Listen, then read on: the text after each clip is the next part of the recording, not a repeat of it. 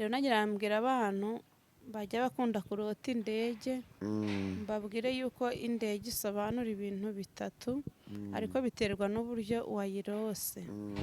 Kurota uri mu ndege ubundi kenshi bisobanura urupfu, bisobanura urupfu. Noneho uyu we ngo yitwa Kayitesi, we yabirose abona ari mu ndege ndetse ari kumwe na mama we utakiriho, bivuga ngo ni umwuka w'urupfu umugendaho.